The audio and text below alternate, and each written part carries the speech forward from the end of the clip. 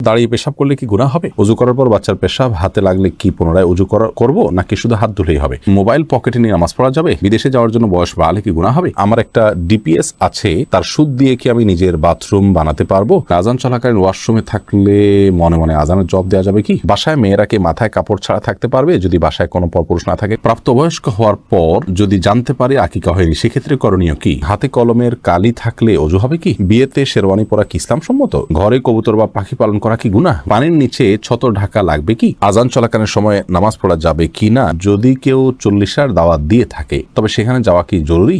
না গেলে কোনো গুনাহ হবে? চলুন আমরা প্রবেশ করি প্রশ্ন উত্তরের আলোকিত ভুবনে। মারিয়াম মিজান এর থেকে আপনি লিখেছেন ইউটিউব চ্যানেলে, ওযু করার পর বাচ্চার পেশাব হাতে লাগলে কি পুনরায় ওযু করব নাকি শুধু হাত ধুলেই হবে? না, পুনরায় ওযু করার দরকার নেই। বাচ্চা পেশাব যদি হাতে লেগেছে আপনার ওযু অবস্থায়, তাহলে যে অংশে হাতে লেগেছে ওই অংশটা পানি দিয়ে ধুয়ে ফেললে চলবে। তামিম খান আপনি লিখেছেন মোবাইল পকেটে নিয়ে নামাজ পড়া যাবে? উত্তর হলো যাবে, কোনো অসুবিধা নেই, তবে নামাজ যাতে মনোযোগ নষ্ট না হয় সেজন্য সাইলেন্ট ইত্যাদি করে নেওয়া উচিত। জুমানা ইসলাম আপনি লিখেছেন বিদেশে যাওয়ার জন্য বয়স বাড়লে কি গুনাহ হবে? বিদেশে যাওয়ার জন্য যদি বয়স বাড়িয়ে লিখতে হয় যে এত বছর না হলে সেটি করা যাবে না, তাহলে সেক্ষেত্রে আপনি ওই বয়স বাড়িয়ে লিখেছেন, অবশ্যই সেটি গুনাহের কারণ হবে, কারণ মিথ্যা বলা সর্বাবস্থায় ইসলাম হারাম করেছে। এমডি আবির আপনি লিখেছেন আমার একটা ডিপিএস আছে, তার সুদ দিয়ে কি আমি নিজের বাথরুম বানাতে পারবো? ডিপিএস এর সুদ দিয়ে আপনি নিজের বাথরুম বানাতে পারবেন না, কোনো গরিব মানুষকে বা পাবলিক টয়লেট ইত্যাদি করে দিতে পারেন, নিজে করবেন না। ফারজানার সাথে আপনি লিখেছেন আজান চলাকালীন ওয়াশরুমে থাকলে মনে মনে আজানের জবাব দেওয়া যাবে কি? মনে মনে আজানের জবাব নয়, আজানের জবাব দিতে হবে মুখে।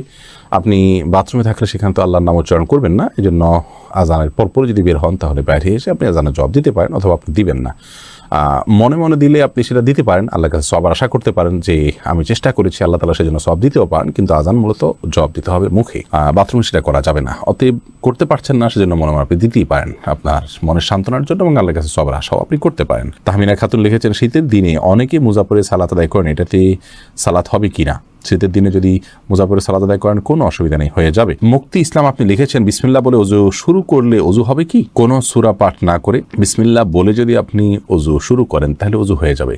ওযু শুরু করার জন্য কোনো সূরা পাঠ করার দরকার নেই, শুধু বিসমিল্লাহ পাঠ করেই ওযু করার নির্দেশনা হাদিসে এসেছে। আফরিন চৌধুরী মিম আপনি লিখেছেন হাতে কলমের কালি থাকলে ওযু হবে কি? হবে, কারণ কলমের কালির কারণে হাতের আমাদের ত্বকের উপরে আলাদা কোনো স্তর পড়ে না। জালাল আহমেদ লিখেছেন বিয়েতে শেরওয়ানি পরা কি ইসলাম সম্মত? বিয়েতে শেরওয়ানি পরা এটি অবশ্যই ইসলাম অনুমোদিত এই অর্থে যে আমরা একটু আগে বলছিলাম যে পোশাক আশাকের ক্ষেত্রে পৃথিবীর যে অঞ্চলে মানুষ যেরকম পোশাক আশাক করে, বিশেষ করে বিবাহ শাদীতে যে কালচার মানুষের সমাজে প্রচলিত আছে সেই কালচার ধারণ করতে কোনো অসুবিধা নেই, যদি কোনো হাদিসে কোনো মৌলিক নির্দেশনার খেলাফ না হয়।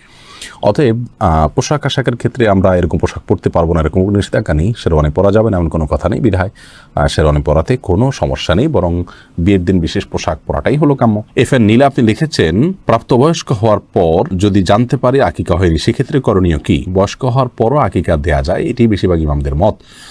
অতএব আকিকার যদিও সুন্নাহসম্মত সময় হলো 7ম, 14তম বা 21তম দিন, সেদিনগুলো পার হয়ে গেলেও আমরা আকিকা দিলে আকিকা হয়ে যাবে। এসকে এমডি ফরিদ আপনি লিখেছেন পানির নিচে ছতর ঢাকা লাগবে কি? পানির নিচে ছতর ঢাকা আবশ্যক নয় যদি সেটা উপর থেকে কেউ না দেখে। এরপরে এমডি লোকমান হোসেন আপনি লিখেছেন লাইগেশন করা জায়েজ আছে কি? লাইগেশন হলো স্থায়ী জন্ম নিয়ন্ত্রণ করার পদ্ধতি, যদি আমি ভুল না বলে থাকি, এটা জায়েজ নয়। স্থায়ীভাবে জন্ম নিয়ন্ত্রণ করা ইসলামের দৃষ্টিকোণ থেকে জায়েজ নয়। সাময়িক যে জন্ম নিয়ন্ত্রণ করার পদ্ধতি আছে সেটি বিভিন্ন উপায় হতে পারে, আপনার কপাটি পরে হতে পারে, বা আরও বিভিন্ন আপনার টেকনিক বা সিস্টেম আছে, সেগুলোর মাধ্যমে অস্থায়ীভাবে জন্ম নিয়ন্ত্রণ করা যেতে পারে। হাসনা রাতন আপনি লিখেছেন যদি কেউ 40-এর দাওয়াত দিয়ে থাকে তবে সেখানে যাওয়া কি জরুরি? না গেলে কোনো গুনাহ হবে? যাওয়া তো জরুরি মোটেই না, কারণ 40-এর যে আনুষ্ঠানিকতা এটি ইসলাম সম্মত আনুষ্ঠানিকতা নয়, এটা হিন্দুদের বিভিন্ন কালচার থেকে আমাদের সমাজে এসেছে, বিধায় আমরা সেগুলোতে যাব না, সেগুলো অ্যাভয়েড করা উচিত, কারণ সুন্নাহ বিরোধী কোনো কাজে মুসলমান যথাসম্ভব যাওয়া উচিত নয়। বেদনা নীল আকাশ আপনি আইডি থেকে লিখেছেন সাধারণ কিছু কারণে আমার স্বামী আমাকে বাবার বাড়ি যেতে দেয় না, এ ব্যাপারে ইসলাম কি বলে? আপনার স্বামী আপনার বাবার বাড়ি যেতে নিষেধ করলে সেটি তিনি অন্যায় করছেন, অবিচার করছেন, কারণ আত্মীয়তার সম্পর্ক ছিন্ন করা শরীয়তে অত্যন্ত জঘন্য অপরাধ। সে অপরাধ করতে আপনাকে বাধ্য করে তিনি অপরাধ কাজ করছেন, তিনি অন্যায় কাজ করছেন। আমরা আপনার স্বামীর প্রতি আকুল আবেদন রাখবো তিনি যেন তার এই ভুল অবস্থান থেকে ফিরে আসেন, আল্লাহ তাআলা তাকে সেই তৌফিক দান করুন। আর আপনি যদি পারেন তার এই অবিচার থেকে নিজেকে দূরে সরিয়ে রাখতে এবং আপনি আপনার আত্মীয় স্বজনের সাথে গোপন যদি সম্পর্ক রাখেন সেটা আপনার জন্য গুনাহ হবে না, তবে আপনাদের মধ্যে যেন কোনো ভুল বোঝাবুঝি না হয় সেদিকটা আপনাকে খেয়াল রাখতে হবে। এমনি নাজমুল হক আপনি লিখেছেন, রুমে যদি বন্ধ অবস্থায় টিভি থাকে তাহলে কি নামাজ আদায় করা যাবে? রুমে বন্ধ অবস্থায় টিভি থাকলে সেই রুমে যদি আপনি নামাজ পড়েন তাহলে সালাত আপনার হয়ে যাবে। বিশেষ করে যদি টিভি বন্ধ থাকে তাহলে কোনো অসুবিধা নামাজ হয়ে যাবে, আর যদি টিভি চালু থাকে তাহলে সেক্ষেত্রে মনোযোগ নষ্ট হবে, জন্য অন্য কোথাও সালাত আদায় করা উচিত। আখিরি নবীর উম্মতে আইডি থেকে লিখেছেন, ঘরে কবুতর বা পাখি পালন করা কি গুনাহ? ঘরে কবুতর অথবা পাখি এগুলো পালন করাতে কোনো অসুবিধা নেই, কারণ পাখি এই পশু এভাবেই পালন করা হয়ে থাকে। বিশেষ করে পাখির ক্ষেত্রে যে পাখিগুলো খাঁচায় পালনযোগ্য এভাবেই সেগুলো বেড়ে উঠেছে, জন্ম হয়েছে, জাতটাই এরকম, তাহলে সেগুলো পালা দোষণীয় নয়। তবে যে পাখি বাহিরে উড়ে চড়ে বেড়ায় সেগুলোকে বলপূর্বক আপনি বেঁধে রেখেছেন এবং খাবার দিচ্ছেন না, এরকম যদি হয় সেটাও জুলুম হবে। এরপরে সাদিয়া আফরিন আপনি লিখেছেন, আমার একটা প্রশ্ন ছিল, তা হচ্ছে আমরা সাধারণত মেয়েরা যখন বাথরুমে উজু করি ওড়নাটা বাইরে রেখে যাই ভিজে যাওয়ার ভয়ে, মাথায় কাপড় ছাড়া উজু হবে কিনা?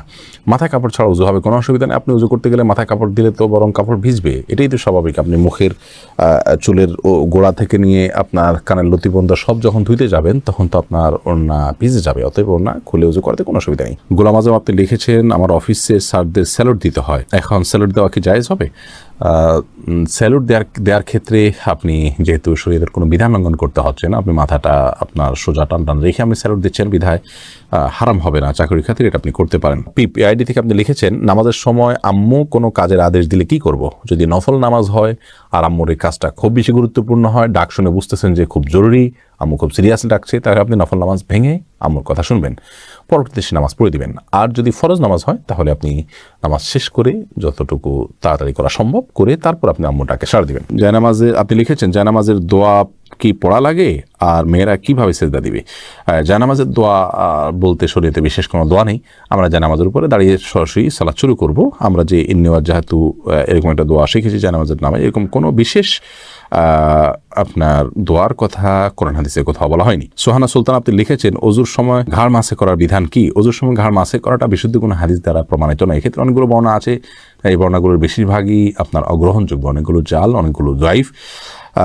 এক্ষেত্রে অনেক ওলামায়ে কেরাম এটাকে মুস্তাহাব বলে থাকেন, কিন্তু মুস্তাহাব বা সুন্নাহ, বিশেষ করে সুন্নাহ সাব্যস্ত হওয়ার মতো দলিল নেই। যে দলিলগুলো আছে সেগুলো যে সমস্ত ওলামায়ে কেরাম মুস্তাহাব মনে করে থাকেন, কারোর কাছে দলিলটা অধিকতর শক্তিশালী মনে হলে তিনি আমল করবেন, কিন্তু আমরা এটাকে শক্তিশালী মনে করি না। এ সম্পর্কে দলিলগুলোকে পর্যালোচনা করলে মনে হয় যে ঘাড় মাসের বিষয়টি মানে হাদিস দ্বারা সাব্যস্ত নয়। বাসায় মেয়েরা কি মাথায় কাপড় ছাড়া থাকতে পারবে? যদি বাসায় কোনো পরপুরুষ না থাকে কোনো অসুবিধা নেই, মেয়েদের সবসময় যে কাপড় দিয়ে থাকতে হবে একাকী থাকলেও এমন কথা কোনো হাদিসে বলা হয়নি। সাদিয়া মেহজাবিন তুরনা আপনি লিখেছেন, হাতে বড় নখ থাকলে কি ওযু হবে? হাতে যদি বড় নখ থাকে তাহলে সেক্ষেত্রে এটি অন্যায় কথা, এটা গুনাহের কথা, কারণ মুসলমান নবী করিম সাল্লাল্লাহু আলাইহি ওয়াসাল্লামের যে সুন্নাতে দায়েমা বা সুনানুল ফিতরা সেগুলোর উপরে আমল করার চেষ্টা করবে। হাতে বড় নখ রাখা উচিত নয়, কিন্তু যদি বড় নখ থাকে এবং তিনি অজু করেন, অজু হয়ে যাবে, সেটা সম্পূর্ণ ভিন্ন বিষয়। মোহাম্মদ নুরুন নবী লিখেছেন, ইদ্যত পালন কতদিন করতে হয়? ভাই নুরুন নবী, ইদ্যত পালনটা কে করবেন এটার উপর ভ্যারি করবে। যদি কারো স্বামী মারা যায় তাহলে সেক্ষেত্রে 4 মাস 10 দিন ইদ্যত পালন করবেন, আর যদি কেউ তালাকপ্রাপ্ত হন তাহলে সেক্ষেত্রে 3 মাস তিনি ইদ্যত পালন করবেন, 3 মাসে কিন্তু ইদ্যত পালন করবেন, এটা ভ্যারি করবে। এরপরে আজান চলাকালীন সময় নামাজ পড়া যাবে কি না, এমডি আলাউদ্দিন আপনি প্রশ্ন করেছেন। আজান চলাকালীন সময় সালাত পড়া যেতে পারে, আজান চলাকালীন সময় যে নামাজ পড়া যাবে না এমন কোনো কথা কোরআনে কোথাও বলা হয়নি। তবে হ্যাঁ, আপনি জানেন যে এখনই আজান শুরু হবে, তাহলে আজানের জবাব দেওয়া সুন্নাত, সেজন্য শেষ সুন্নাতটা পালন করে তারপর আপনি সালাত পড়বেন। এরপরের প্রশ্ন হলো, দাঁড়িয়ে পেশাব করলে কি গুনাহ হবে? দাঁড়িয়ে পেশাব করলে সেটা অনুচিত এবং অনুত্তম হবে, কারণ হলো দাঁড়িয়ে পেশাব করলে তার ছিটা আমাদের গায়ে এসে লাগে, অথচ পেশাবের ছিটা থেকে বাঁচার জন্য নবী করিম সাল্লাল্লাহু আলাইহি ওয়াসাল্লাম তাকিদ দিয়েছেন। কবর আযাবের অন্যতম একটা বড় কারণ হলো পেশাব থেকে ভালো করে পরিচ্ছন্ন না হওয়া। এই জায়গা থেকে দাঁড়িয়ে সচরাচর পেশাব করা উচিত নয়। রাসূল আকরাম সাল্লাল্লাহু আলাইহি সাল্লাম সম্পর্কে আমাদের আয়েশা রাদিয়াল্লাহু তাআলা বলেছেন, এবং তিরমিজিতে হাদিসটি বর্ণিত হয়েছে, তার ভাষ্য হলো এরকম যে তিনি বলেছেন, নবী আলাইহিস সালাম দাঁড়িয়ে পেশাব করতেন, এই কথা কেউ বললে তোমরা বিশ্বাস করবে না। সেই জায়গা থেকে দাঁড়িয়ে পেশাব করাটাকে অ্যাভয়েড করা উচিত এবং উত্তম। তবে সৌদি আরবের উলামায়ে কেরাম বিন বাজ, ইবনে উসাইমিন রাহিমাহুল্লাহ সহ অনেক উলামায়ে কেরাম বলে থাকেন যে কেউ চাইলে দাঁড়িয়ে পেশাব করতে পারেন, বিশেষ করে পেশাবের ছিটা ইত্যাদি আসবে, নাপাক হয়ে যাবে, তার কাপড় শরীর লেগে যাবে, এরকম আশঙ্কা যদি না থাকে তাহলে সে অবস্থায় দাঁড়িয়ে পেশাব করাতে অসুবিধা নাই তারা মনে করেন। তার কারণ হলো বুখারীর একটা হাদিস রয়েছে, যে হাদিসে নবী করিম সাল্লাল্লাহু আলাইহি ওয়াসাল্লাম কোন একটা ময়লাযুক্ত এলাকাতে যেখানে বসার পরিবেশ ছিল না সেখানে দাঁড়িয়ে তিনি পেশাব করেছেন। এ হাদিসটাকে তারা ব্যাপক অর্থে নিয়ে থাকেন, কিন্তু প্রথম মতটি অধিকতর বিশুদ্ধ এবং দলিল থেকে আপনার দলিল সমৃদ্ধগুলো আমাদের কাছে মনে হয়। অতএব সচরাচর এবং সাধারণ অবস্থাতে দাঁড়িয়ে পেশাব না করে বসে পড়াই উচিত। রাসূল আকরাম সাল্লাল্লাহু আলাইহি ওয়াসাল্লাম সবাই অবস্থায় সেটিই করতেন। হ্যাঁ, বিশেষ কোনো কারণে কোনো জায়গায় বসা পরিবেশ নাই এরকম হলে সেখানে দাঁড়িয়ে পেশাব করা যেতে পারে।